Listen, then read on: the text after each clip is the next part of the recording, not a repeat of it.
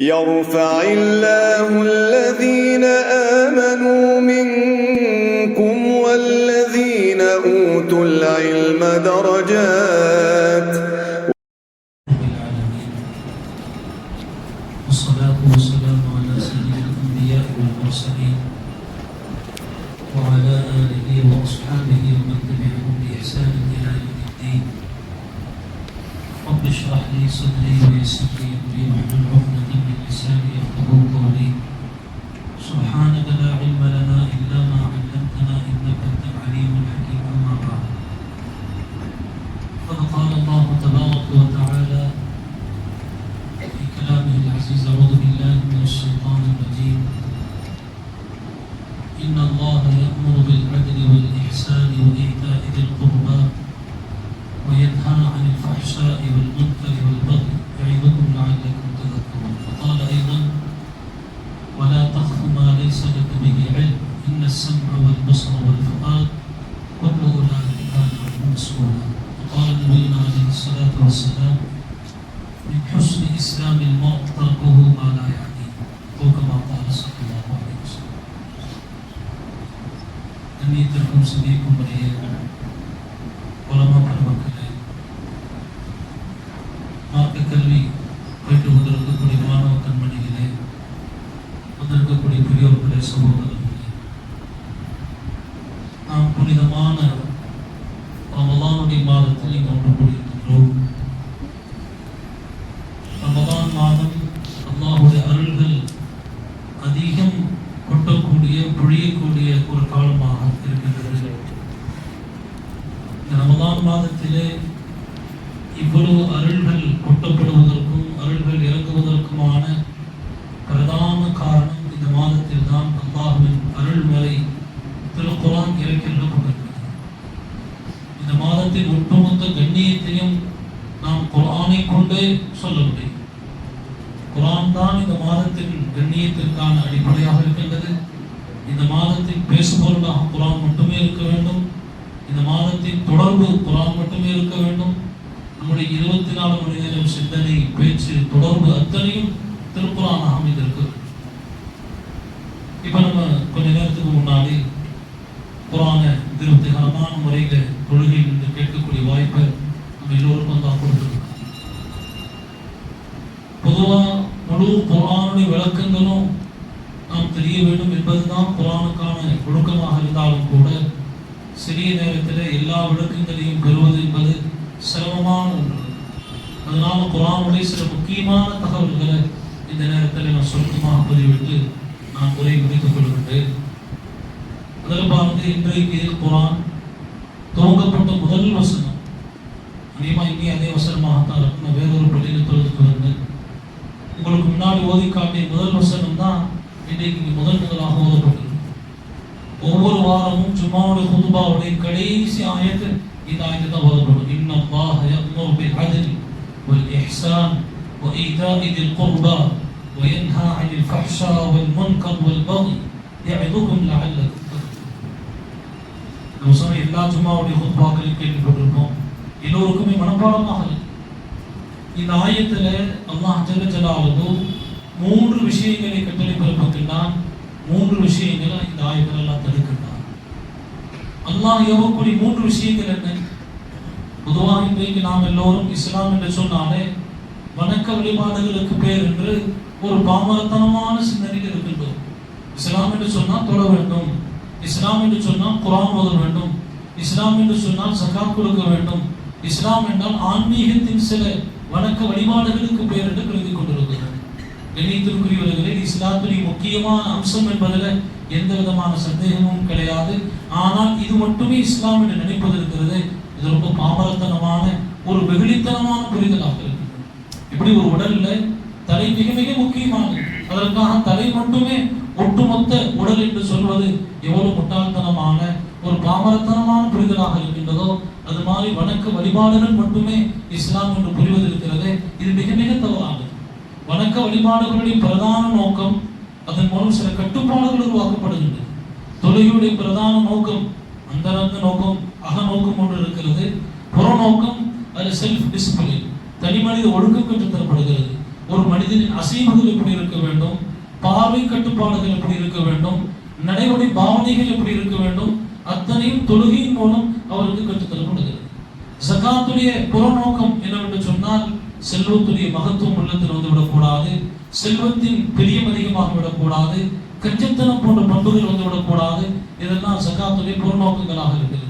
இது மாதிரி நோன்புடைய புறநோக்கம் அங்கே பாருங்க, நோன்புடைய அகநோக்கங்கள் நிறைய இருக்கிறது. நோன்புடைய புறநோக்கங்கள்ல ஒன்று அவருடைய கட்டுப்பாடுகள் ஏற்பட வேண்டும்.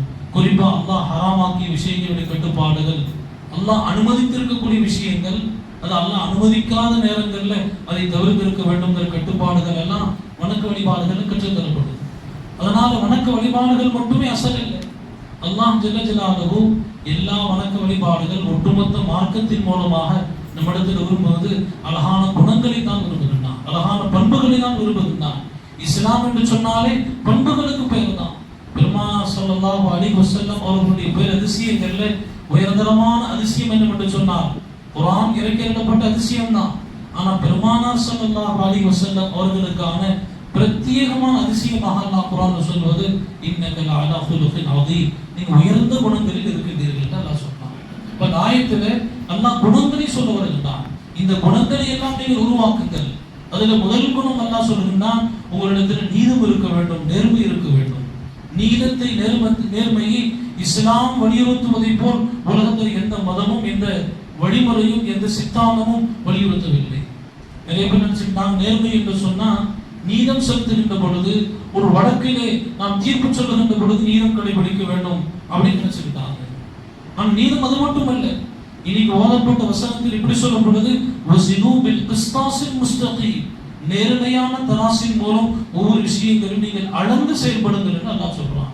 அப்ப நேர்மை என்பது, நீதம் என்பது வெறும் நீதி பரிபாலனத்தில் மட்டும் கிடையாது. நம்முடைய வாழ்க்கையின் அன்றாட விஷயங்கள்ல நம்ம நேர்மை கடைபிடிக்க வேண்டும். அண்டை வீட்டில் என்னோட நேர்மை இருக்கிறது, வியாபாரத்தில் நேர்மை இருக்கிறது, பழக்க வழக்கங்களில் நேர்மை இருக்கிறது, எல்லா விஷயங்களும் நேர்மை இருக்குது. அதிலும் குறிப்பாக வந்திருக்கக்கூடியவர்கள திரளாக பரவலாக நம்மளாம் வியாபாரிகளாக இருக்கின்றோம். வியாபாரத்தில் நேர்மை ரொம்ப ரொம்ப முக்கியமானது. இஸ்லாம் எவ்வளவு அழகான நேர்மையான வியாபார வழிமுறைகளை நமக்கு போதித்திருக்கிறது. இஸ்லாம் உலகமெங்கும் பரவியது நம்ம எல்லாம் கேள்விப்பட்டிருப்போம். அப்படி பரவியது வாளால் பரவியதா ஒரு பெரிய ஒரு சர்ச்சை இருக்கிறது. இஸ்லாம் கண்டிப்பாக வாளால் பரவவே கிடையாது. ஏன்னா வாளால் பரவி இருந்தா கொஞ்ச காலத்துல அதுக்கெல்லாம் முடிவு வந்துடும்.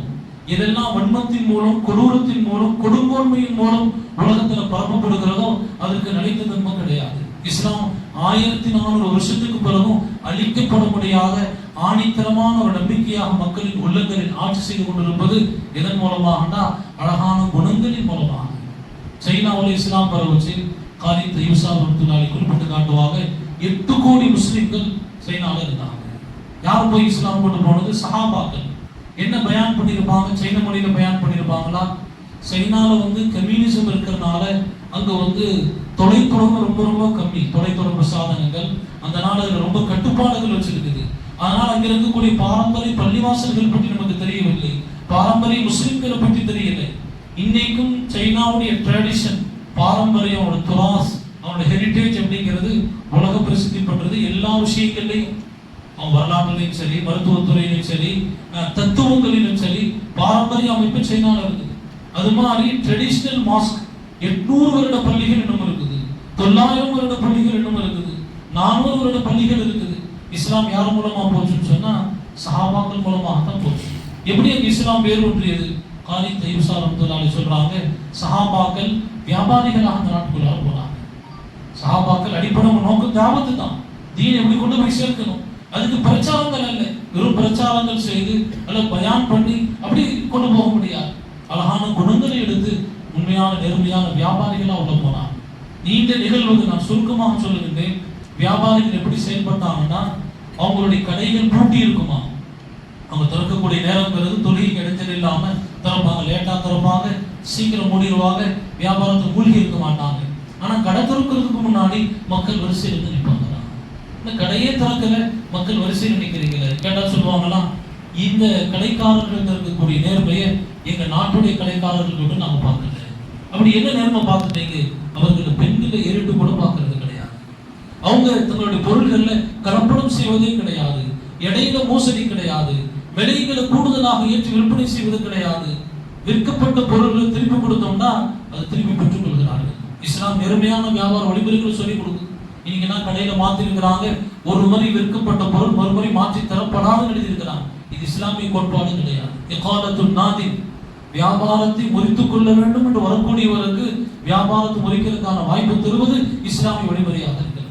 எனக்கு இந்த பொருள் பிடிக்கலங்க, இந்த ப்ராடக்ட் பிடிக்கலங்க அப்படின்னு ரிட்டர்ன் பண்றாங்கன்னா மனமோந்து ஏற்றுக்கணுமா? முஃப்தி தக்வி உஸ்மானி தாமத் பரகாத்துஹு பக்கத்து நாட்டுடைய மிகப்பெரிய ஃபகீஹுல் அஸ்ர், இன்றைய காலத்துடைய உண்மையான இமாம் ஆலம் அபூ ஹனீஃபா ரஹ்மத்துல்லாஹி அலைஹி ஒருத்தர் பார்க்கணும்னு நினைச்சாருன்னா அவங்கள பார்க்கணும். ஷேக் தக்வி உஸ்மானி அரபு நாட்டில் உள்ள ஒரு பெரிய பெரிய மஷாயிஹ்மார்கள் அவங்கள தலையெழுத்து வச்சிருக்கிறாங்க. அவ்வளோ பெரிய பெரியார் சொல்றாங்க, நான் வந்து மேற்கத்திய நாடுகள்லாம் பயணம் செஞ்சிருக்கிறேன். இன்னைக்கு மேற்கத்தியர்கள்ட எத்தனையோ அருவருப்பான மானக்கேடான இஸ்லாம் அனுமதிக்காத காரியங்கள் இருந்தும் கூட அவர்கள் எல்லாம் செழிப்பாக வைத்திருக்கின்றார். அவர்கள் எல்லாம் சிறப்பாக வாழ்ந்து கொண்டிருப்பதற்கு காரணம் என்னவென்று சொன்னால், அசத்தியமான வாழ்க்கையில் இருந்து கொண்டே சில நேர்மைகள், ஹக்குடைய சில அம்சங்கள் அவர்களிடத்தில் இருக்கிறது என்று சொன்னார். நேர்மையின் சில அம்சங்கள் அவங்கள்ட்ட இருக்குது. அந்த அம்சங்களோட என்னன்னு சொன்னா, அவங்க வந்து வியாபாரத்தில் மிக மிக நேர்மையாக இருக்கிறார். ஏமாற்றுவது கிடையாது, பொய் சொல்வது கிடையாது, கலப்படம் செய்வது கிடையாது. ரிட்டர்ன் பாலிசி அவங்க ரொம்ப அற்புதமா இருக்கு. இதை வந்து அவங்க 30 வருஷத்துக்கு முன்னாடி எழுதியிருக்கிறாங்க. இன்றைக்குலாம் ரிட்டர்ன் பாலிசி நிறைய வந்துருச்சு. ஆன்லைன் வர்த்தகத்துல ரிட்டர்ன் பாலிசி கொண்டு வந்துட்டாங்க. அவங்க சொல்றாங்க, நீங்க மேலை நாடுகளில் போய் ஒரு டைப்ரைட்டர், அந்த காலத்துக்கு இப்ப கம்ப்யூட்டர் காலம் ஆயிடுச்சு, டைப்ரைட்டர் வாங்கிட்டு வந்து வீட்டில் வச்சு ஒரு வாரம் பயன்படுத்திட்டு எனக்கு பிடிக்கிறேன்னு சொல்லி திருப்பி கடையில் போட்டு கொடுத்தீங்கன்னா தாராளமாக ஏற்றுக்குவாங்க. சரி, ஒரு பிடிக்காட்டி வச்சுட்டு போயிருக்கீங்க. இப்படி வியாபாரம் பண்றாங்க. ஒரு ஜெர்மன் நாட்டு பால் வியாபாரி பத்தி எழுதியிருக்கிறாங்க. ஒரு ஜெர்மன் நாட்டில் ஒருத்தர் பால் வியாபாரம் பண்றாரு, பால் பாக்கெட். ஒரு நாள் வந்து அந்த ஜெர்மன் தினந்தோறும் கணக்கு பார்ப்பாரு. ஜெர்மன் நாட்டு காசு ஒரு காசு அதிகமாயிருச்சு, ₹1 அதிகமாயிட்ட மாதிரி, $1 அதிகமாயிட்ட மாதிரி. டெய்லி கரெக்டா ஒரு கணக்கு இத்தனை பாக்கெட் பால் வைக்கும், எவ்வளவு காசு வரும், டெய்லி ₹100, இன்னைக்கு ₹101 வந்துருக்கு. ₹1 எப்படி வந்துச்சு? கணக்கு பார்க்கறாரு. எல்லாரும் கூப்பிடுங்க விசாரிக்க, என்ன கணக்கு? அப்ப எல்லாம் விசாரிச்சா என்ன தெரியுதுன்னு சொன்னா, யாரோ ஒருத்தர் ஒரு பால் பாக்கெட் எடுத்துட்டாரு. பால் பாக்கெட் கம்மியாகும் சொல்லி போட்டு தண்ணி ஊற்றி விட்டார். வீட்டுக்கு ஏதோ தேவைப்பட்டுச்சுன்னு சொல்லி பால் பாக்கெட் எடுத்துட்டார். அன்றைய காலத்துல வந்து சிசிடிவி அமைப்பெல்லாம் இல்லை. அந்த நேரத்தில் இது ஒரு பால் பாக்கெட் எடுத்துட்டாரு. பால் பாக்கெட் எடுத்த பிறகு சரி பால் குறைஞ்சா முதலாளி கேட்பாருன்னு சொல்லி பால்ல தண்ணி கலந்து விட்டார். இப்போ என்னாச்சு, முன்பின்னாலும் ஒரு பாக்கெட் எக்ஸ்ட்ரா வந்துருச்சு. அந்த கம்பெனியில் வந்து பாக்கெட்டிங் ஆட்டோமேட்டிக்கா போடக்கூடிய பாக்கெட்டிங் போட்டிருக்காங்க, ஒரு பாக்கெட் எக்ஸ்ட்ரா வந்துருச்சு. அவர் வந்து விசாரிச்சாரு, இப்படி நடந்துருச்சுன்னு தெரிஞ்சது முதலாளி பாருங்க அனௌன்ஸ் பண்ணாங்க. அன்னைக்கு அனௌன்ஸ் பண்ணாங்க எல்லாருக்கும், இன்னைக்கு யாரெல்லாம் இந்த நிறுவனத்துல பால் பாக்கெட் வாங்கி இருக்கிறாங்களோ தயவு செஞ்சு வந்து நீங்க அவங்களுடைய காசு திருப்பி வாங்கிக்கிங்க. உங்களுக்கு நீங்க நாங்க ஃப்ரீயா பால் தந்துடுறோம். ஏனென்றால் இத்தனை நாட்கள் நாங்க கலப்படமற்ற பாலை விநியோகம் செய்து கொண்டிருந்தோம். இன்றைக்கு ஒரு தொழிலாளி தெரியாம எங்களுடைய கம்பெனியில பால்ல தண்ணீர் கலந்து விட்டார். அதுவும் பல பல 100 லிட்டர்கள்ல சும்மா ஒரு ஜக்கு பால் கலந்துருக்கிறார், 1 லிட்டர் பால் கலந்துருக்கிறார். அது எவ்வளவு கம்மியாக இருக்கும். அப்ப அந்த அளவுக்கு தண்ணீர் கூட இதுவரைக்கும் நாங்க கலந்ததே இல்லை. இன்னைக்கு கலக்கப்பட்டுருச்சு, காசு போல ரிட்டர்ன் வாங்கிட்டு எல்லாம் பண்ணாங்க. பாருங்க, எவ்வளவு நேர்மையான வியாபாரம். சொல்றாங்க முஃப்தி சாப் சொல்றாங்க, இதை நான் அங்க பார்த்துட்டு இங்கே நம்ம நாட்டில் வந்து கலாச்சாரத்தை பார்க்குறேன், இதை பார்க்குறேன். மலம் ஒருத்தர் பால் டப்பா எடுத்துட்டு போய் ஆத்துல நிற்கிறார், எடுத்து தண்ணி ஊற்றிக்கிட்டே இருக்கிறார். என்ன செய்யறான்னு பார்த்தா கொஞ்ச நேரம் அதில் போய் பால் கலந்துறார். ஆத்துல இருந்து கேன்ல செய்யறார், தண்ணி எல்லையிலேயே ஊற்றிக்கிட்டு இருக்கிறார். என்ன செய்ய போறான்னு பார்த்தா கொஞ்ச நேரத்துல பாலத்துக்கு இதில் ஊற்றிட்டார். இவ்வளவு தண்ணீரை கொஞ்சம் பால் ஊற்றி இந்தியாவில் இங்கே விற்பனை செய்யப்படுது. அதை விட முக்கியமான விஷயம், இந்த ஜெர்மன்கார் விசாரிச்சாரு, சரி யாருக்கு இப்படி பண்ணுது அப்படின்னு விசாரிச்சு பார்த்தா அது கடைசி ஒரு முஸ்லீம் செய்திருக்கிறார். யார் செய்திருக்கிறார்? முஸ்லீம். இப்போ கண்ணியத்திற்குரியவர்களே, இஸ்லாம் நேர்மையை சொல்லுது, நேர்மையான வழிமுறை. அதுதான் குர்ஆன் ஆயத்தில் அல்லாஹ் சொல்றான், இன்னல்லாஹ யஅமுரு பில் அத்ல் வல் இஹ்சான். அல்லாஹ் உபகாரத்தை உங்களுக்கு ஏவுகின்றார். உபகாரம் என்று சொன்னா என்னங்க அர்த்தம்? இன்னைக்கு நம்ம உபகாரம் என்ன நினைச்சுக்கிட்டோம்? நமக்கு சாதனமா நடக்கக்கூடியவங்களுக்கு ஏதாவது ஒன்று செஞ்சுட்டு உபகாரம் நினைக்கிறோம். பெருமானார் ஸல்லல்லாஹு அலைஹி சொல்லி காட்டுறாங்க, அஹ்சின் மன் அஸா இலைக். உங்களுக்கு யாரும் துன்பம் கொடுக்கின்றார்களோ அவர்களுக்கு நீங்கள் உபகாரமாக நடந்து கொள்ளுங்க. உங்களுக்கு சிரமம் கொடுக்கிறாங்க, உங்களுக்கு கஷ்டங்கள் கொடுக்கிறாங்க, உங்களுக்கு நோவினைகள் கொடுக்கின்றார்கள், அப்படிப்பட்டவர்களுக்கு கூட நீங்கள் உபகார சிந்தனையும் நடந்து கொள்ளுங்கள். இஸ்லாமுடைய வழிமுறை இது. வந்து இப்படி சம்பவங்கள் சொல்றதுக்கு நிறைய இருக்குது. இஸ்லாம் உபகாரம் செய்வதை தூண்டுகிறது. மூன்றாவது பாருங்க, நாயகர் அல்லாஹ் சொல்லுகின்றான், இன்னல்லாஹு யஅமுரு பில் அத்ல் வல் இஹ்சான் வ ஈதாஇ தில் குர்பா. நீங்க நெருங்கிய உறவினர்களுக்கு கொடுத்து வாழுங்க. சில பேர் சொல்றாங்க ரமதானுடைய காலமே எதுக்கு அப்படின்னு சொன்னா, ரமதான் காலத்துல நம்ம செய்ய வேண்டிய அமல்கள் ரெண்டு முக்கியமான அமல்கள் சொல்றாங்க சில பேர், சில உலமாக்கள். இப்னு ஷிஹாப் ஸுஹரி ரஹ்மத்துல்லாஹி கோல் இப்படி இருக்குது, அதிகம் குர்ஆன் ஓதுங்கள், ரெண்டாவது நீங்க அதிகம் கொடுத்து வாழுங்கள். இந்த மாதத்துல எல்லாருக்கும் நீங்க கொடுங்க, அள்ளி கொடுங்க. இன்னைக்கு பாருங்க, மனிதர் எல்லாரும் கல்வி கொடுக்கறதுக்கு தயாராக இருக்கிறார், ஆனா சொந்த உறவினர்களுக்கு கொடுப்பதற்கு யாருமே தயாரில்லை. அல்லாஹ் குர்ஆன்ல வஅபுதுல்லாஹ வலா துஷ்ரிகு பிஹி ஷைஆ, எனக்கு யாரும் இணை வைக்காதீர்கள் சொல்றான், என்னை மட்டும் வணங்குங்கன்னு சொல்றான். இதுக்கு அடுத்து உபகாரம் செய்யுங்கன்னு சொல்றான். உபகாரம் செய்யக்கூடிய பட்டியலில் முதன்மையா யார் இருக்கிறாங்கன்னா பெற்றோர்கள் தான். பெற்றோர்களுக்கு பிறகு அல்லாஹ் சொல்லுன்னா, நீங்கள் உறவினர்களோடு இரத்த பந்த உறவுகளோடு உபகாரமாக நடந்து கொள்ளுங்கன்னு சொல்றான். இதுக்கு பிறகுதான் யதீம்கள், மிஸ்கீன்கள், வழிபோக்கர்கள் மற்றவங்க அடுத்துதான். இன்னைக்கு எல்லா மதரசாக்களுக்கும் கொடுக்க தயாரா இருக்கிறார், பொது அமைப்புகளுக்கு கொடுப்பதற்கு தயாரா இருக்கிறார், யதீம் கானாக்களுக்கு கொடுக்கறதுக்கு தயாரா இருக்கிறார்.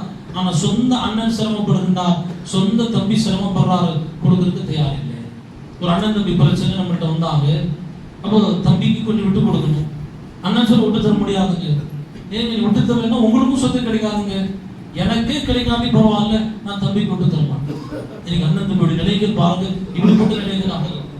உடன் பிறந்த ரத்த பந்துக்களுக்கு மத்தியில இப்படிப்பட்ட பிரச்சனைகள், சகோதர சகோதரிகளுக்கு மத்தியில பிரச்சனை. ஆனா அல்லாஹ் ஜல்ல ஜலாலுஹு என்ன சொல்றான், நீங்கள் உறவினர்களுக்கு கொடுத்து வாழுங்கள். லன் தனாலுல் பிர் ஹத்தா துன்ஃபிகு மிம்மா துஹிப்பூன், உங்களுக்கு பிரியமானதை செலவழிக்காத வரைக்கும் நீங்க நன்மை செய்தவராக ஆகவே முடியாது என்று அல்லாஹ் குர்ஆன்ல சொல்றான். அப்ப இந்த ஆயத்துக்கு பிறகு நம்ம எல்லாம் கேள்விப்பட்டோம், சஹாபி அவங்களோட தோட்டத்தை அல்லாஹ்வுடைய பாதையில கொடுக்கறதுக்கு தயாராயிட்டாங்க. பெருமானார் ஸல்லல்லாஹு அலைஹி சொன்னாங்க, இந்த தோட்டத்தை உங்க உறவினர்களுக்கு நீங்கள் கொடுங்கன்னு சொன்னாங்க. அதனால பாருங்க, ஆதரிக்கப்பட வேண்டியவர்கள் நிறைய பேர் இருக்கலாம், ஆனால் அதில் முதன்மையானவர்கள் யாரு? நம்ம கூட பிறந்திருக்கக்கூடியவர்கள், சகோதரிகள் இருக்கலாம், சகோதரிகளின் குழந்தைகள் இருக்கலாம், சகோதரர்கள் இருக்கலாம், சகோதரர்களின் குழந்தைகள் இருக்கலாம். இவர்கள் எல்லாம் ஆதரிக்கப்பட வேண்டியவர்கள். நம்ம ஒரு ஆயத்து, இந்த ஆயத்தை நான் இன்னைக்கு விளக்கம் உங்களுக்கு முன்னாடி சொல்லணும்னு நினைச்சேன், ஆனா முழுசா அதற்கான நேரம் இல்லை. இன்னொரு ஆயத்து பாருங்க, உங்களுக்கு முன்னாடி ஓதுனேன், வலா தஃகு மா லைஸ லக பிஹி இல்ம் இன்ன ஸம்அ வல் பஸர வல் ஃபுஆத் குல்லு உலாயிக கான அன்ஹு மஸ்ஊலா. அந்த ஆயத்துல குலாசா மட்டும் நான் சொல்றேன். அல்லாஹ் என்ன சொல்றான்னா, சம்பந்தம் இல்லாத தேவையில்லாத விஷயங்களின் பின்னால் நீங்க போகவே போகாதீங்க. ஏனென்றால் உங்களுடைய செவிகளை பற்றியும் பார்வைகளை பற்றியும் உள்ளங்களை பற்றியும் நீங்கள் விசாரிக்கப்படுவீர்கள் என்று அந்த ஆயத்துல சொல்றோம். ரொம்ப ரொம்ப முக்கியமானது. இன்னைக்கு நம்ம கவனம் இல்லாமல் இருக்கக்கூடியது இதுதான். நம்ம பார்வை பற்றி நமக்கு கவனம் இல்லை, நம்முடைய செவிகளை பற்றி நமக்கு கவனம் இல்லை, என்ன பேசுகின்றோம் என்பதை பற்றி கவலை இல்லை, என்ன சிந்திக்கின்றோம், நம்முடைய உணர்வுகள் எப்படி இருக்கிறது, இதை பற்றி இன்னைக்கு கவலைப்படாமல் இருக்கிறோம். ஆனா அல்லாஹ் ஜல்ல ஜலாலுஹு அந்த ஆயத்தில் எல்லாம் சொல்றான், குல்லு உலாயிக கான அன்ஹு மஸ்ஊலா, இது அத்தனையும் விசாரிக்கப்படும் என்று அல்லாஹ் சொல்றான். ஹதீஸில் பெருமானார் ஸல்லல்லாஹு அலைஹி சொன்னாங்க, மின் ஹுஸ்னி இஸ்லாமில் மர் தர்குஹு மா லா யஅனி, மின் கமாலி இஸ்லாமில் மர், ஒரு மனிதனின் பரிபூர்ண இஸ்லாம் என்ன தெரியுங்களா? நிறைய தொழுகிறதுக்கு பேர் மட்டும் அல்ல, தொழுகன் அதுக்கான தொழுகை விட்டுற முடியாது. வெறும் தொழுகையின் மூலம் மட்டும் பரிபூர்ண இஸ்லாம் இல்லை. பரிபூர்ண இஸ்லாம் எங்க இருக்கிறதுன்னு சொன்னா, தனக்கு தேவையில்லாத அவசியமற்ற அத்தனை விஷயங்களை விட்டு விட வேண்டும். தேவையற்ற செய்திகளை விட்டு விட வேண்டும், தேவையற்ற பேச்சுக்களை விட்டு விட வேண்டும், தேவையற்ற அசைவுகளை விட்டு விட வேண்டும், தேவையற்ற சிந்தனைகளை விட்டு விட வேண்டும். அதுவும் குறிப்பாக ரமதானுடைய மாதம் இருக்கு பாருங்க, ரொம்ப ரொம்ப முக்கியத்துவத்தோடு கவனிக்கப்பட வேண்டியது. இங்க தேவையற்ற அனாவசியமான பேச்சுக்கள், அனாவசியமான தொடர்புகள், அனாவசியமான விஷயங்களை பார்த்தல் கேட்டல் அத்தனையுமே தடுக்கப்பட்டதாக இந்த ரமதானுடைய மாதம் இருக்கிறது. அந்த ஹதீஸை பற்றி உலமாக்கள் எவ்வளவு சொல்லி இருக்கிறாங்க பாருங்க. இமாம் அபூ தாவூத் ரஹ்மத்துல்லாஹி அலைஹி சொல்றாங்க, 4 ஹதீஸை நான் சொல்றேன், அதை ஒருத்தர் பின்பற்றிட்டாருன்னா அவருக்கு முழு இஸ்லாமை பின்பற்ற நன்மை கிடைச்சிடும். அதுல ஒண்ணு இந்த ஹதீஸ் தான். அப்ப இமாம் அபூ தாவூத் கருத்துப்படி இஸ்லாமுடைய 4 ஒரு பகுதி ஹதீஸ் குர்ஆன்ல இருக்குதுங்கறாங்க. ஹம்ஸா அல் கினானின்னு ஒரு பெரியார் இருக்கிறாங்க, அவங்க சொல்றாங்க 3 ஒரு பகுதி இருக்குதுங்கறாங்க. இஸ்லாத்தின் 3 ஒரு பகுதி இந்த ஹதீஸ் குர்ஆன்ல இருக்கு. இப்னு ஹஜர் ஹைதமின்னு ஒரு பெரியார் இருக்கிறாங்க, அவங்க சொல்றாங்க, நான் கொஞ்சம் தைரியமா சொல்றேன், இஸ்லாத்தின் பாதி இந்த ஹதீஸ் குர்ஆன்ல இருக்குதுங்கறாங்க. இப்படிப்பட்ட ஹதீஸ் பாருங்க, தேவையில்லாத விஷயங்களை செய்யாமல் இருப்பது இருக்கிறது, இது இஸ்லாத்தின் பாதி. சில உலமாக்கள் சொல்றாங்க, அல்லாஹ் ஒரு அடியான் மீது கோபப்படுகிறான் என்பதற்கு என்ன அடையாளம்? இவர் மேல எல்லாம் கோபமா இருக்கிறான், எல்லாம் வருத்தமா இருக்கிறான், என்ன அடையாளம்? தேவையில்லாத விஷயங்கள்ல போய் இவர் ஈடுபடுத்துறான், தேவையில்லாத பேசிக்கிட்டு இருக்கிறாரு, தேவையில்லாத வேலையை பார்த்துட்டு இருக்கிறாருன்னா அல்லாஹ் அவர் மீது கோபம் கொள்கிறான் என்பதற்கு அடையாளமாக இருக்கிறது. பெருமானார் ஸல்லல்லாஹு அலைஹி வஸல்லம் அழகான துஆ கற்றுக் கொடுத்தாங்க.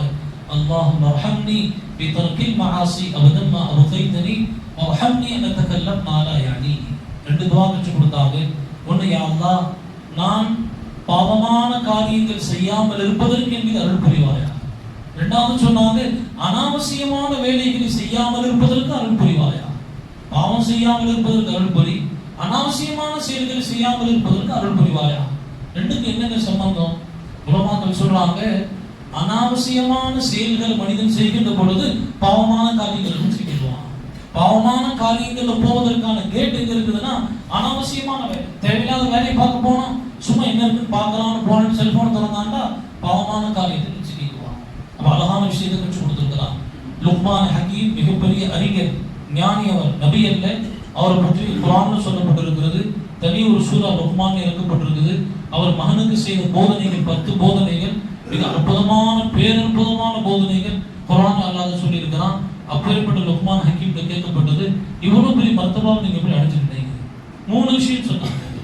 அது ஒன்று சொன்னாரு, அதாஉல் அமானா, நான் இப்ப அமானிதத்தில் ரொம்ப நேர்மையாக இருப்பேன், அமானிதத்தை முறையாக நிறைவேற்றுவேன்.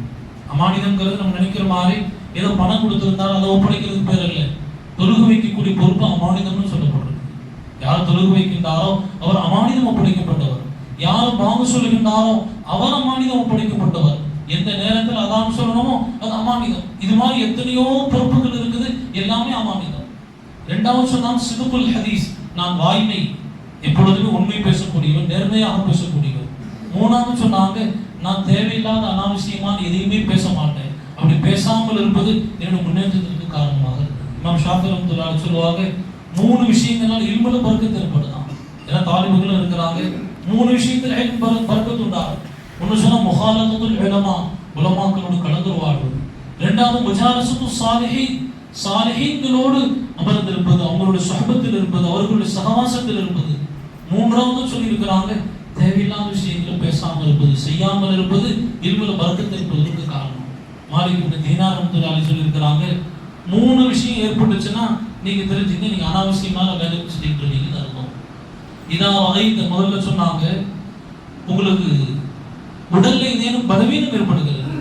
முதல்ல சொன்னாங்க, உள்ளம் கடினமாகிவிட்டு, இதான் இந்த கசாவத்தன் ஃபீ கல்பிக், உள்ளம் கடினமாயிருச்சுங்க, எனக்கு தொழுகையில் அழுக வர மாட்டேங்குது, துஆவில் ஈடுபாடு வர மாட்டேங்குது, தொழுகையில் ஈடுபாடு எனக்கு இல்லை, இது மாதிரி சொன்ன மாதிரி நீங்க உள்ள அப்படி கடினம் ஆயிடுச்சுங்க. திக்ர் செஞ்சா கூட அல்லாஹ் கவனம் திரும்பலங்க, எனக்கு எப்பவுமே அழுக வந்ததே இல்லைங்க, உள்ள கடினம் ஆயிடுச்சு. அப்ப இதா ஐத கசாவத்தன் ஃபீ கல்பிக், உள்ள கடினம் ஆயிடுச்சு நீங்க பாக்குறீங்களா?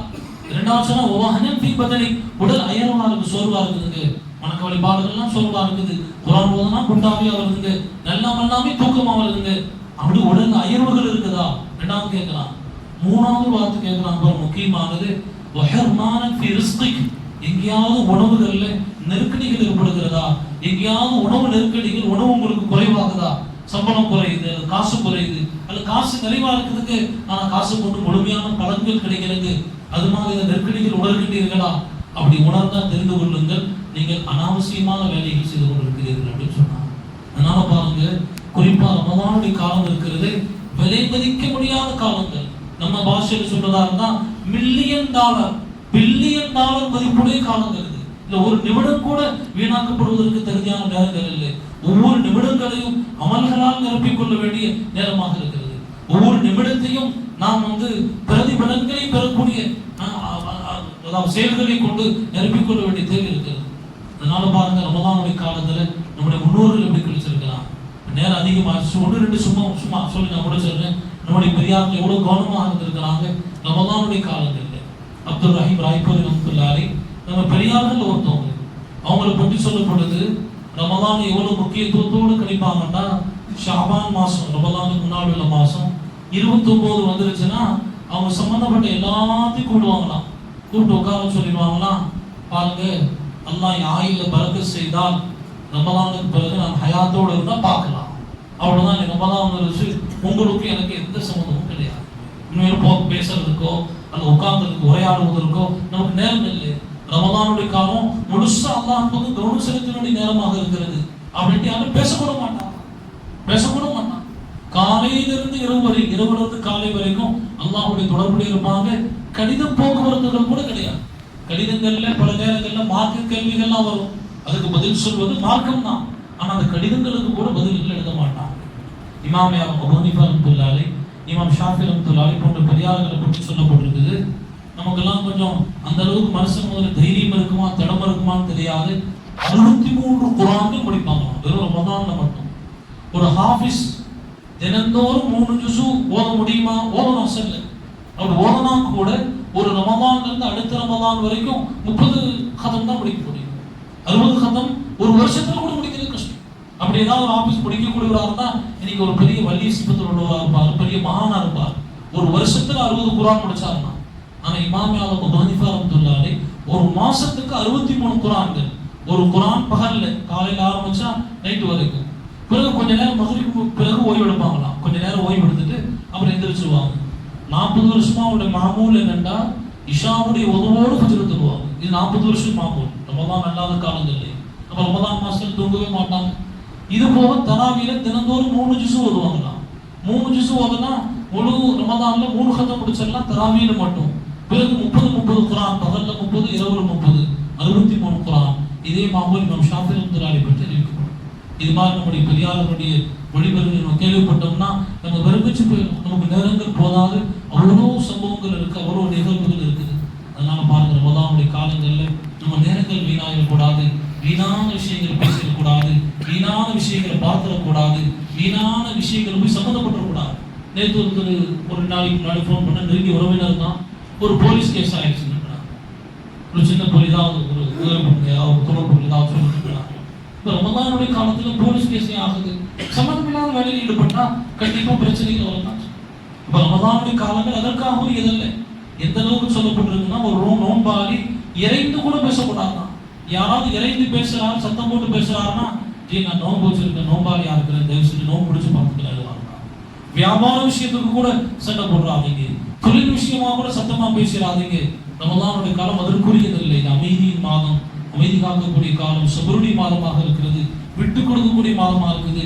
இன்னும் சொல்லப்பட்டிருக்குது, வேலையாட்கள்கிட்ட கூட அதட்டி வேலை வாங்காதீங்க, அப்படிப்பட்ட பொறுமையின் மாதமாக இருக்கு.